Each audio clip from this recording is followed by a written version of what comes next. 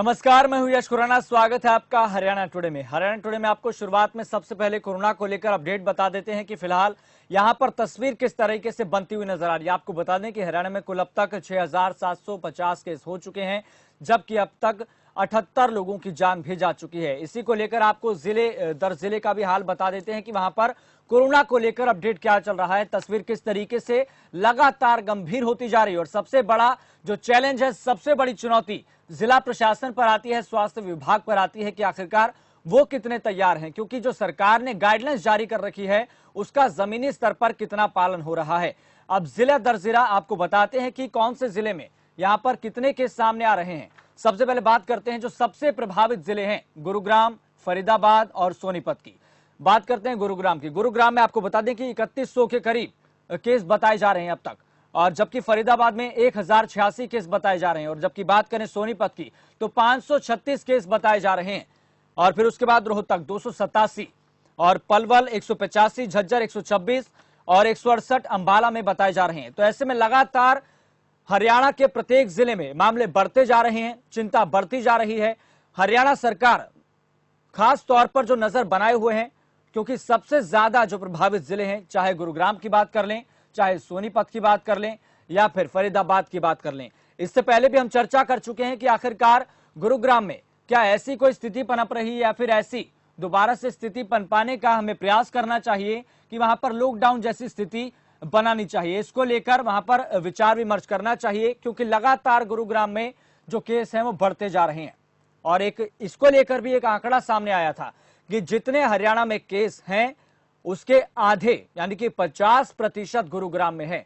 इस बात को लेकर समझिए, हम आपको रोज लगातार यही बताने का प्रयास करते हैं कि गुरुग्राम में जमीनी हकीकत क्या है, वहां पर 24 घंटे के भीतर क्या कोरोना को लेकर अपडेट आ रहा है। और ऐसे में इस महामारी के दौर में लगातार हम ये बात भी आपसे करते रहे और अपील करते रहे हैं कि आखिरकार ऐसी परिस्थितियों में सबसे बड़ी जिम्मेदारी लोगों पर है। लोगों को समझना होगा कि सोशल डिस्टेंसिंग का पालन करें, अगर घर से बाहर निकलते हैं तो मास्क लगाएं, और महत्वपूर्ण बात यह कि अति आवश्यक काम होने पर ही घर से बाहर निकलें। और इसको लेकर आपको बता दें कि सीएम मनोहर लाल लगातार ये प्रयास कर रहे हैं। इसीलिए ये नतीजा हुआ कि गुरुग्राम में सीएमओ को बदलना पड़ा और सीएमओ का तबादला करना पड़ा, ताकि जो नए सीएमओ आए हैं वो एक ऐसी रणनीति बनाए गुरुग्राम में कि आखिरकार वहां पर कारगर साबित हो सके, कोरोना को उस पूरी तरह से रोका जा सके।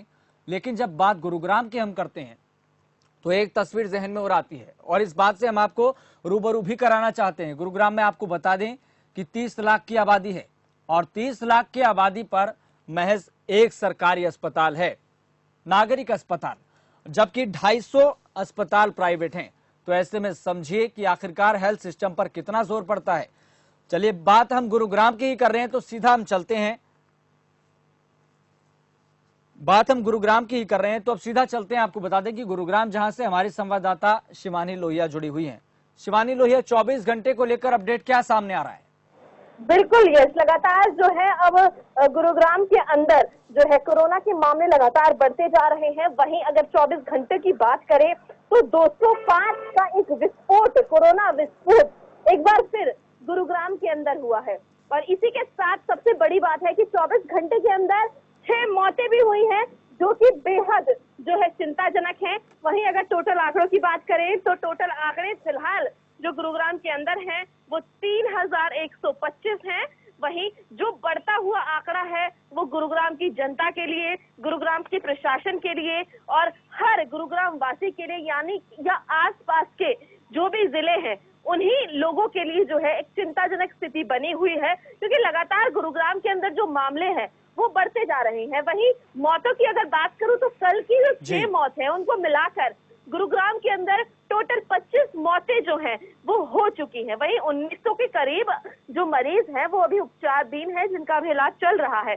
जिसके बाद लगातार प्रशासन जो है वो चिंता में है कि किस तरीके से इन मामलों को जो है कम किया जाए, किस तरीके से ऐसी रणनीति बनाई जाए जो लोगों में जो है यहाँ पर जो जागरूकता है वो बढ़े। इसी के तहत प्रशासन ने एक कदम उठाया है, जिसके तहत अब प्रशासन लोगों को घर घर जाकर, गली गली जाकर जो है ऐसी टीमें गठित की जाएंगी और उन टीमों को गली गली भेजा जाएगा और उसके बाद वो जो टीमें हैं लोगों को जागरूक करेंगी कि वो इससे घबराए ना, और किस तरीके से, जिस तरीके से अभी लॉकडाउन थोड़ा जैसे खुल गया है, अनलॉक हो गया है, सारे बाजार खुल गए हैं, मार्केट खुल गई है, रोड पर अब आपको बैरिकेड्स नहीं दिखाई देंगी, पुलिस नहीं दिखाई देंगी, जैसे नॉर्मल स्थिति होती जा रही है। और इसी के तहत किस तरीके से लोगों को जो है जागरूक रहना है, और इसी के तहत प्रशासन ने ऐसी जो रणनीति बनाई है कि वो गली गली जाकर जो प्रशासन के लोग हैं, जो टुकड़ियों में वो गलियों में जाएंगे और लोगों को समझाने की कोशिश करेंगे।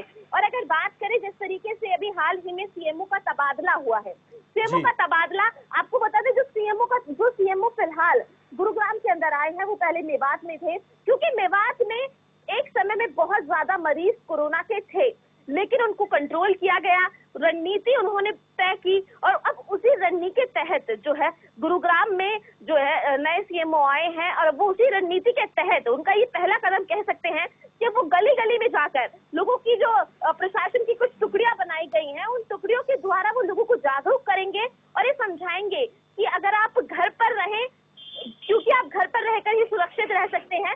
सरकार ने अगर कुछ रियायतें आपको दी हैं तो वो सिर्फ इसलिए दी है क्योंकि देश की जो आर्थिक स्थिति है, जीडीपी स्तर है, वो गिरे ना। बिल्कुल, ऐसे में सबसे बड़ी जिम्मेदारी लोगों पर ही आती है। शिवानी लोहिया, जिस तरीके से आपने बताया कि पिछले 24 घंटे में 6 लोगों की मृत्यु हुई है, ये बहुत ही गमगीन बात है, लेकिन मैं आपसे जानना चाहता हूँ कि उन व्यक्तियों की उम्र क्या बताई जा रही है?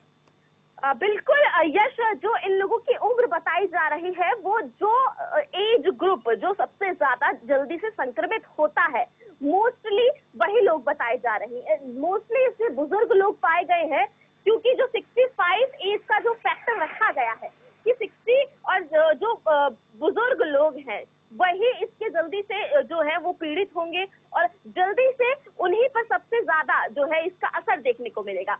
तो वहीं अगर लास्ट 6 जो कल 24 घंटों में जिनकी मौत हुई है, तो उसमें ज्यादातर व्यक्ति वही हैं जिनकी जो उम्र है वो 60 से ऊपर है। वहीं अगर 25 जो अब आंकड़े हो चुके हैं मौतों की, तो उनमें भी ज्यादातर, मैं कहूंगी ज्यादातर जो लोग हैं वो वृद्ध ही पाए जा रहे हैं, बुजुर्ग ही पाए जा रहे हैं, क्योंकि उनके ऊपर ही इनका असर साफ बिल्कुल, क्योंकि एक बात ये सामने होती है, इसको लेकर खुद स्वास्थ्य मंत्रालय कह चुका है कि जो भी 65 वर्ष से ऊपर के वयोवृद्ध व्यक्ति हैं, उनको ऐसे में समझना होगा कि आखिरकार ऐसी परिस्थितियों में बाहर ना निकलें, क्योंकि जब इतनी ज्यादा उम्र हो जाती है तो रोग प्रतिरोधक क्षमता पर इसका सीधा असर पड़ता है, प्रभाव पड़ता है। इसको लेकर एक अफवाह भी फैल रही है शिवानी कि आखिरकार दोबारा से लॉकडाउन जो जैसी स्थिति है वो दोबारा से कामयाब यहाँ पर हो जाएगी, तो इसको लेकर लोगों के जहन में क्या कुछ चल रहा है? बिल्कुल, लगातार जिस तरीके से यश मैं आपको, हम धरातल पर मौजूद है और धरातल पर हम एक दिन में कई जगहों पर ऐसे जाते हैं, और वहां पर हर व्यक्ति हमसे सिर्फ एक ही प्रश्न करता है, क्या लॉकडाउन फिर से लगेगा? जो खबर हम देख रहे हैं, जो खबर हम सुन रहे हैं कि लॉकडाउन फिर से लगेगा, क्या वो लगेगा? लोगों का प्रश्न हमसे ये होता है, लेकिन हम उनको सिर्फ और सिर्फ एक ही चीज बताते हैं, क्योंकि अगर स्थिति इसी तरीके की गुरुग्राम के अंदर रही तो लॉकडाउन लग सकता है, और लोग कहते हैं कि लॉकडाउन लगना भी चाहिए। तो अगर धरातल पर हम लोगों की राय देखें तो उनका मानना सिर्फ इतना ही है कि अगर गुरुग्राम के अंदर हमें मामले घटाने हैं, जो आंकड़ा लगातार बढ़ता जा रहा है, डेली 150 से ऊपर मामले पिछले 15 से 20 दिन में यश लगातार 150 से ऊपर के मामले जो है गुरुग्राम के अंदर डे वाइज सामने आ रहे हैं, जिसके बाद लोग बेहद चिंता में हैं और लोग खुद ये चाहते हैं कि लॉकडाउन लगना चाहिए, क्योंकि अगर रियायतें मिली है और रियायतों का जो लोग हैं, जो कुछ लोग ऐसे हैं जो फायदा उठा रहे हैं, जो कोरोना महामारी को जो है हल्के में या फिर उनको सीरियस नहीं ले रहे हैं, तो उनके लिए जो है लॉकडाउन लगना बेहद आवश्यक है। और गुरुग्राम की अगर 100 में से मैं ये कहूँ कि 70% जो जनता है वो फिलहाल यही चाहती है कि लॉकडाउन लगना चाहिए। चलिए शिवानी जुड़ रही है हमारे साथ आपको बता दें कि और भी संवाददाता जुड़ चुके हैं, जिनसे हम जानने का प्रयास करेंगे कि आखिरकार कोरोना को लेकर फिलहाल क्या स्थिति बनती जा रही है, जिला प्रशासन कितना सतर्क है। चलिए अब सीधा चलते हैं पानीपत, जहां से हमारे संवाददाता राकेश भयाना जुड़े हुए हैं। राकेश भयाना, कोरोना को लेकर फिलहाल क्या स्थिति सामने आ रही है, क्या लोग समझने का प्रयास कर रहे हैं? क्योंकि हम इसको लेकर चर्चा करते रहे, लेकिन सवाल और जिम्मेदारी सबसे बड़ी लोगों पर ही है। यस, जिस प्रकार से हरियाणा के आंकड़े निरंतर कोरोना को लेकर बढ़ रहे हैं और पानीपत जो है दिल्ली एनसीआर में भी आता है, पानीपत से हर रोज हजारों लोग दिल्ली अप डाउन करते हैं काम करने को लेकर। जितने भी यहाँ निरंतर केस आ रहे हैं सब दिल्ली और गुड़गांव से आ रहे हैं। अभी जो अगर हम पानीपत की मौजूदा स्थिति की बात करें तो इस समय लगभग 23 केस एक्टिव हैं जो चल रहे हैं। अभी कल की एक रिपोर्ट है जो एक मरीज था जिसको पानीपत के सिविल हॉस्पिटल ने निमोनिया घोषित किया था, उसकी मरने के बाद जब रिपोर्ट सैंपल लिया गया, आज जो रात को पता चला है कि वो कोरोना पॉजिटिव था। यानी कि लगभग पानीपत में 4 जो मौतें हैं वो कोरोना पॉजिटिव से हो चुकी हैं। ये वास्तव में चिंतित बात है। और बाजारों की बात करें या शहर में बिल्कुल सब कुछ खुला है, कोई रोक टोक नहीं है, सब आ जा रहे हैं, बाजारों में भीड़ का आलम है। कहीं ना कहीं चिंता का विषय है और दोबारा से कहीं लोग लॉकडाउन में न चले जाए, इनके लिए लोगों को जागरूक होना बहुत जरूरी है। जी राकेश जी, आपसे जानना चाहते हैं कि पानीपत में इसके अलावा, कोरोना के अलावा हम बात करें तो सबसे बड़ी समस्या लोगों के सामने क्या आ रही है? क्योंकि ऐसी परिस्थितियों में लोगों को भी समझना है, प्रशासन को भी समझना है, और इस परिस्थितियों में सबसे बड़ी जिम्मेदारी और सबसे ज्यादा परेशानियां लोगों को ही हो रही है। इस समय अगर हम बात करें तो लोगों की सबसे बड़ी समस्या रोजी रोटी को भी लेके है। जहां तक जब लोगों से बातचीत होती है, लोगों को कहते हैं मजबूरी है दुकान खोल, लेकिन मार्केट में ग्राहक भी नहीं है लेकिन दुकान खोल के बैठे हैं। लोगों को प्रशासन के ऊपर नहीं, खुद होकर जागरूक होना पड़ेगा, मास्क लगाने पड़ेंगे, सोशल डिस्टेंसिंग का पालन करना पड़ेगा, तभी इस महामारी से हम बचे रह सकते हैं। और जहां तक बात है जागरूकता की, अभी तक कोरोना 22 मार्च लॉकडाउन से लेकर अभी तक प्रशासन के द्वारा कोई ऐसा जागरूक अभियान या लोगों को जागरूक नहीं किया गया कि आप सिर्फ मीडिया के माध्यम से या अखबारों के माध्यम से लोगों को बताया जा रहा है आप ऐसे करें।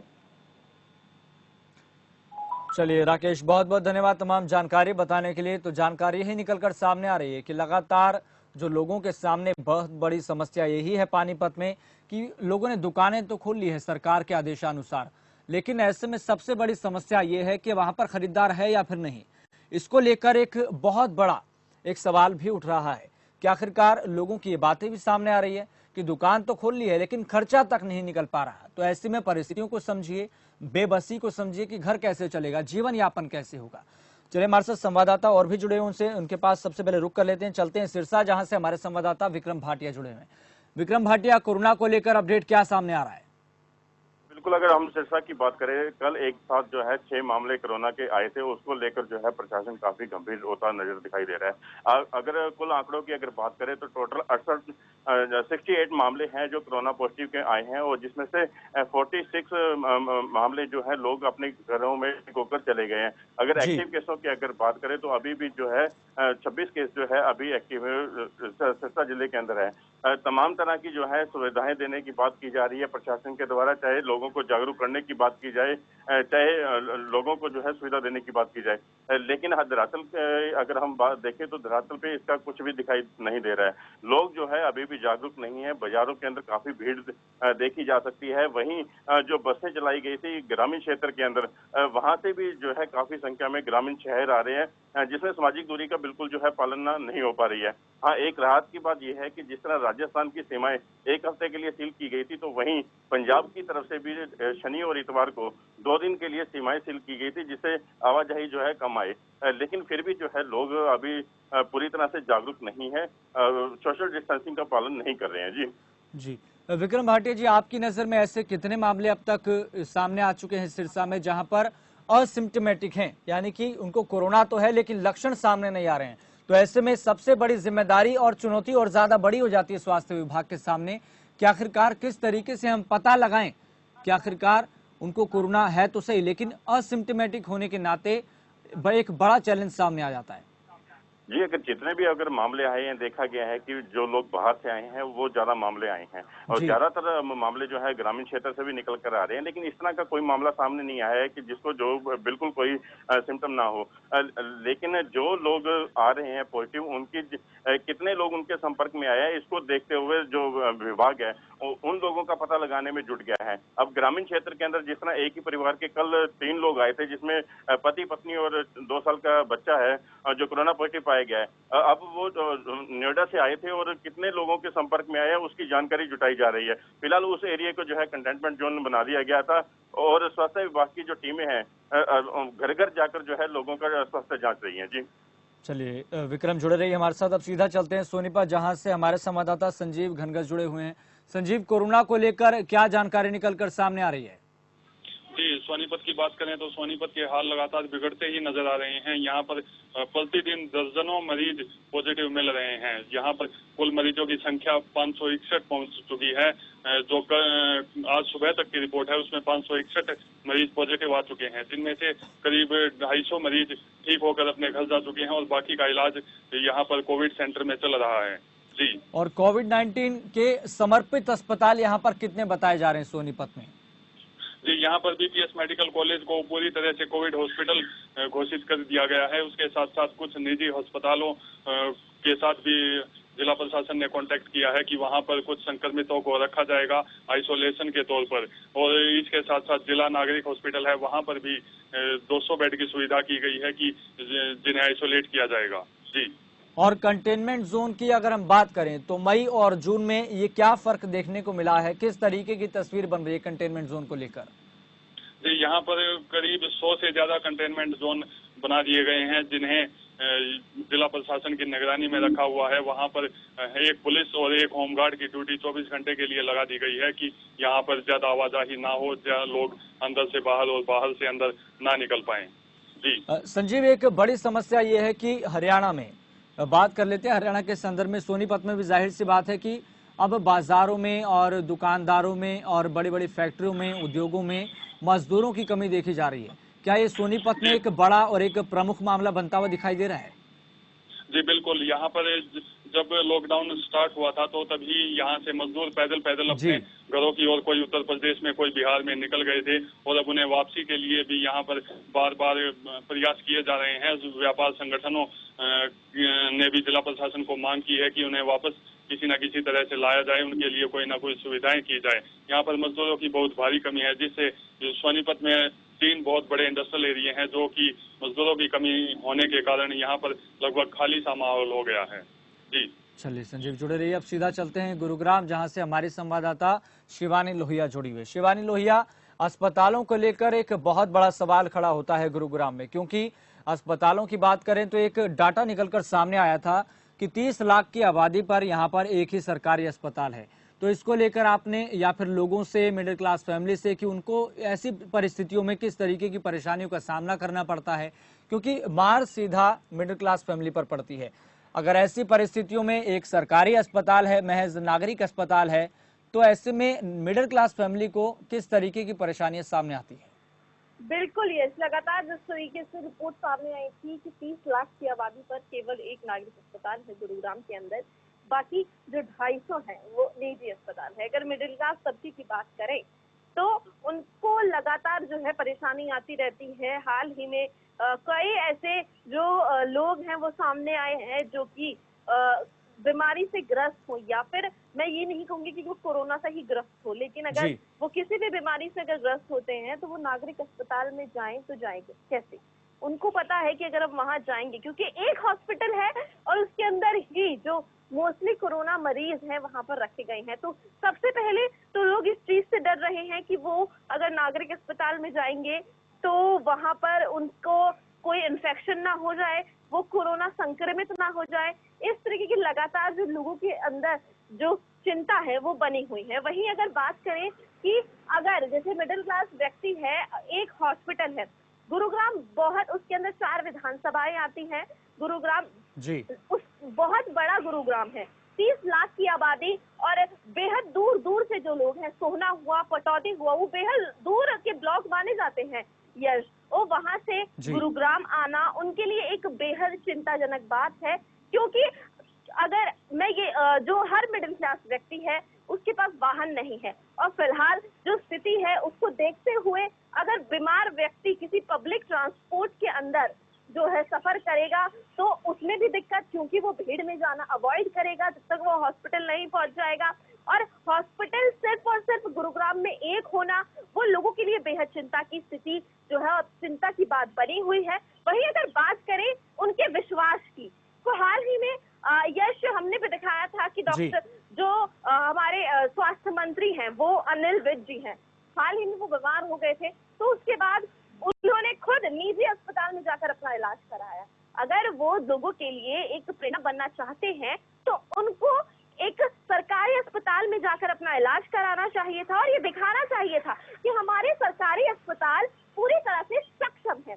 कहीं ना कहीं स्वास्थ्य मंत्री अनिल विज भी ये चीज जानते हैं कि कहीं ना कहीं हमारे स्वास्थ्य विभाग में कमियां हैं और जिस तरीके से जो हॉस्पिटल है, सरकारी अस्पताल है, उनमें कुछ कमियां हैं, जिसके चलते वो खुद निजी अस्पताल में जाने के लिए जो है वो जा रहे हैं अपना इलाज कराने। तो इससे साफ होता है और हर व्यक्ति ये समझता है, क्योंकि नागरिक अस्पताल पूरी तरह से सक्षम नहीं है, वहां पे सुख सुविधाएं नहीं है, इसीलिए खुद स्वास्थ्य मंत्री जी जो है शिवानी, बहुत अहम जानकारी आपने बताई है। और एक सच में गृह मंत्री और स्वास्थ्य मंत्री अनिल विज को पूरे प्रदेश के सामने, प्रदेश की जनता के सामने एक नजीर बनना चाहिए था कि आखिरकार इस तरीके की भी जो हमारे काल में जो सुविधा है वो बहुत दुरुस्त हुई हैं, बेहतर हुई हैं।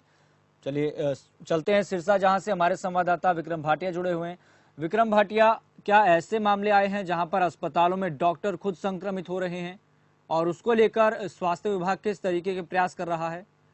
जी बिल्कुल, हम कल की अगर बात करें, जिस तरह 6 मामले आए थे, जो 3 गांव के थे और 3 सिरसा के थे, उनमें से एक जो मामला आया है वो सरकारी हॉस्पिटल का था, जो ब्लड बैंक के अंदर जो कर्मचारी काम कर रहा है। इसको लेकर कहीं ना कहीं स्वास्थ्य विभाग काफी चिंतित नजर आ रहा है। यहाँ के सीएमओ जो सुरेंद्र नैन है, उनका साफ तौर पर यही कहना था कि जो अब कर्मचारी इससे ग्रस्त हो रहे हैं, ये चिंता का विषय बनते जा रहे हैं, क्योंकि काफी संख्या में लोग हॉस्पिटल में आ रहे हैं और अपना टेस्ट वगैरह जो करवाते हैं, तो उसके कहीं ना कहीं जो कर्मचारी हैं उनमें भी जो है अब खतरा पैदा हो गया है। उसको लेकर स्वास्थ्य विभाग जो है अब पूरी तरह से सावधानी बरत रहा है। सीएमओ का कहना है कि जो गांव के सीएससी और पीएससी सेंटर हैं, वहां पर जो है ग्रामीणों को सुविधा दी जाएगी और चाहे खांसी और बुखार जिस तरह के लक्षण हो गए तो उसको वहां पर टेस्ट किया जाएगा। अब स्वास्थ्य विभाग का यही कहना है कि जो स्वास्थ्य विभाग की टीमें बनाई गई थी, जहां जहां पर कंटेनमेंट जोन बनाए गए थे ग्रामीण इलाके के अंदर, वहां टीमें जाएंगी और ग्रामीणों का वहां घर जाकर जो है स्वास्थ्य जांच की जाएगी।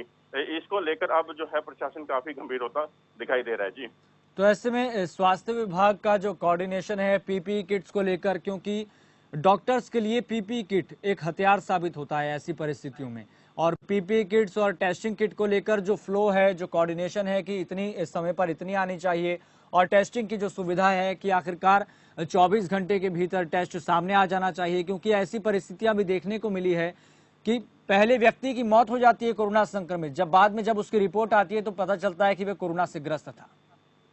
जी, अगर हम सिरसा की अगर बात करें तो यहाँ सीएमओ का साफ तौर पे कहना है कि सभी स्वास्थ्य विभाग के जितने भी कर्मचारी फील्ड के अंदर लगे हुए हैं उनको तमाम सुविधाएं दी जा चुकी हैं। किसी प्रकार का कोई ग्रस्त ना हो इस बीमारी से, तो पूरी जो है एहतियात बरती जा रही है। सीएमओ ने बताया है कि जिस तरह स्वास्थ्य विभाग की टीमें घर घर जाकर जो है लोगों के स्वास्थ्य की जांच कर रही है, तो उस दौरान पूरी सावधानी बरती जा रही है। साथ में लोगों को जागरूक किया जा रहा है कि बेवजह जो है अपने घर से बाहर ना निकले और अगर जरूरी है तो अपना मुंह पर जो है मास्क बांधकर जरूर निकलें। इसको लेकर स्वास्थ्य विभाग की अगर बात करें, चाहे प्रशासन की बात करें, तो अब किसी तरह की कोई कसर नहीं छोड़ रहा है। लेकिन फिर भी जो है लोग थोड़े से अभी भी असावधानी बरत रहे हैं, लोग समझने को तैयार नहीं है। कहीं कहीं ना कहीं जो है लोगों को समझना होगा ये स्थिति जो है काफी गंभीर है। जिस तरह मामले बढ़ते जा रहे हैं हरियाणा के अंदर, तो उसको लेकर थोड़ी सी सावधानी लोगों को जरूर बरतनी होगी। जी बिल्कुल, सबसे बड़ी जिम्मेदारी लोगों पर ही है।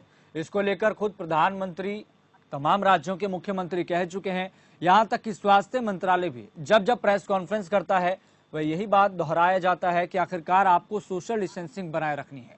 इसका मतलब ये नहीं है कि सरकार ने लॉकडाउन 5 के दौरान चरणबद्ध तरीके से सब चीजें खोलने का प्रयास किया है और रियायत दी है पहले की तुलना में ज्यादा। तो ऐसे में और ज्यादा बड़ी जिम्मेदारी लोगों पर आती है कि लोगों को समझना होगा कि आखिरकार सोशल डिस्टेंसिंग कितना बड़ा एक हथियार है कोरोना को हराने के लिए। संजीव, आपसे जानना चाहेंगे कि आखिरकार यहाँ पर ऐसे कितने मामले सामने आ रहे हैं, और इसके साथ ही एक सवाल ये है कि यहाँ पर पीटीआई टीचर का जो मुद्दा है वो कितना प्रमुख है और कितना गहराता जा रहा है?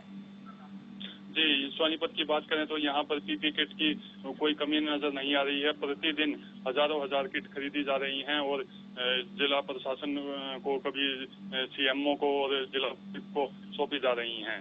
और यहाँ पर मुख्य समस्या है कि जो ओड और इवन के रूप में बाजार खोलने के दिशा निर्देश दिए गए थे कि एक दिन एक दुकान खुलेगी, दूसरे दिन दूसरी दुकान खुलेगी, मगर लोगों को इतनी ढील देते ही यहाँ पर पूरा बाजार एकदम से खुल गया, जिस पर प्रशासन ने सख्त कार्रवाई करते हुए एक ही दिन में 30 दुकानें सील कर दी गई। जब दुकानें सील की गई और उसके बारे में बातचीत की गई तो जिला प्रशासन का कहना है कि अभी हम सिर्फ सील करेंगे और ये कब तक सील रखी जाएंगी, इस पर एक कमेटी गठित की जाएगी, वो निर्णय लेगी। जी चलिए, हमारे सभी सहयोगियों का बहुत बहुत धन्यवाद तमाम जानकारी बताने के लिए, जमीनी हकीकत से रूबरू कराने के लिए। तो ऐसे में हरियाणा के लगातार जो जिले हैं वो कोरोना से प्रभावित हो रहे हैं, कोरोना का विस्फोट हो रहा है। सबसे ज्यादा जो प्रभावित जिले हैं हम इसको लेकर आपको बताते रहे कि गुरुग्राम है, जहां पर 3100 से ज्यादा मामले सामने आ चुके हैं। ऐसे में सबसे बड़ा सवाल और सबसे बड़ा जो चिंता का विषय यही आता है कि गुरुग्राम में हेल्थ सिस्टम कितना मजबूत है, और इसी को लेकर हम आपको लगातार सच्चाई बताते हैं कि 30 लाख की आबादी पर एक नागरिक अस्पताल है।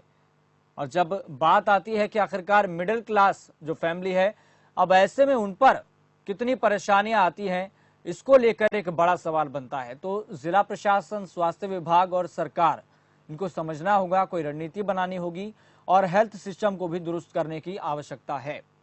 चलिए फिलहाल इतना ही, मुझे दीजिए इजाजत और देखते रहिए खबर फास्ट।